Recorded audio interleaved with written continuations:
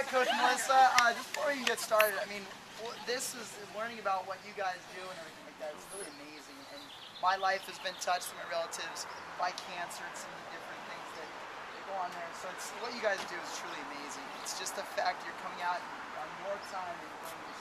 It's an inspiration. It's uplifting. And keep doing what you're doing. It's amazing. I'll follow it all along. Now, that being said, let's move over here a little bit without killing anybody as we walk across. What I'm going to talk about today is strength for runners.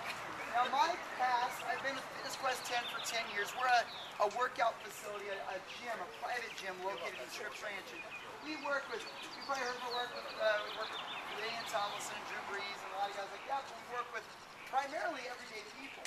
I came there from the Olympic Training Center where I went after college. And I was first an intern at the Olympic Training Center prior to the Sydney Olympics. And I got to work with the race walkers, the long distance runners, and track, and a lot of that. And what I learned is when we talk about strength training for runners and for what you do, you have to realize that when we're training for performance, it's one big continuum. So it's not like, oh, well, I'm going to do my strength stuff, and then I'm going to do my running stuff, and then I'm going to do my mobility stuff, and then I'm going to do... Your training for strength is for injury prevention. It is to make you run better. And it should be for mobility too. So when we're training for performance, we're training in one big continuum. Now, there's two different ways to mess up your body. One way to mess up your body is to do nothing. Is to sit on the couch and do nothing. The other way to mess up your body is to do one thing over and over and over and over again. That's kind of where runners fit into the paradigm.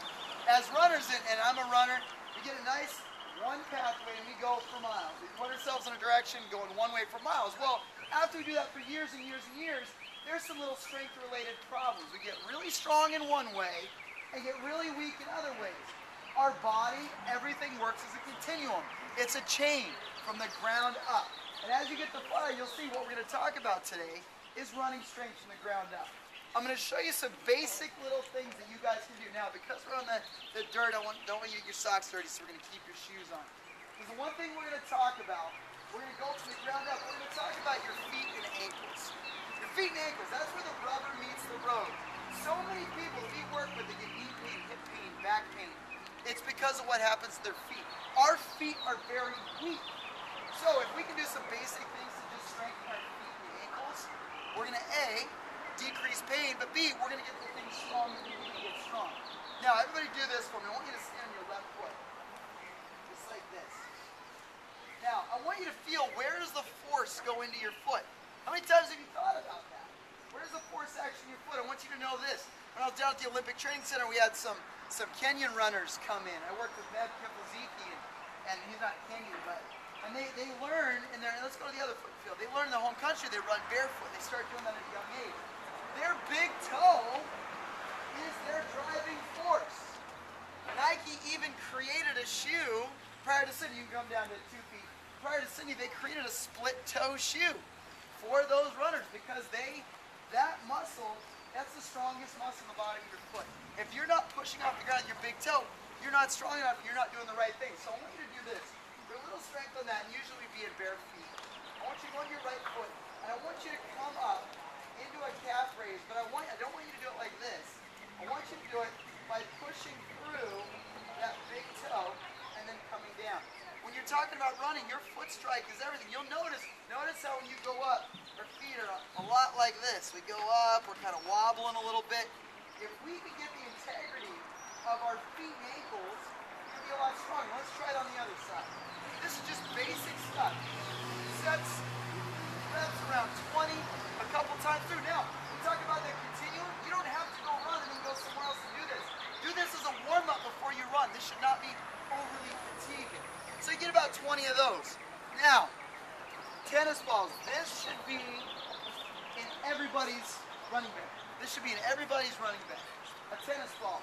Because your feet, your body's tied together, your muscle systems are tied together. It's like a sausage casing called fascia. So when that fascia gets tight, that's when we start to get a lot of the injuries and problems. So before we run, do the shoes, and a barefoot, get anything, grind out those feet. Grind it out with the tennis ball. Something cheap and simple you can put in your runner's bag. Everything's a continuum. Our strength, our mobility, everything. Also, we just did the one leg work there. If your ankles don't move, I call them action figure ankles. If your ankles are like one of those G.I. Joe action figures and they stay in this position and that's all they do, you're going to have knee problems, you're going to have hip problems. So we need to get mobility through that. So, through the strengthening of that range of motion and through stretching, so I'm going to show you this right here. Usually you put your foot up in a curve, but it's so important to get your toe up on something and actually make sure that your ankles have mobility. Alright, so those are from a strength of your foot. So we start at the ground. Now we're going to move up. We're going to go to your knees. Raise your hand here if you have non-specific knee pain, which means you don't have an ACL injury or something like that. You just get full knee pains. Alright, now, let's have you come on up. Lucky you. Alright, now, most of the time runners, what do? We go in one plane. It's called your sagittal plane.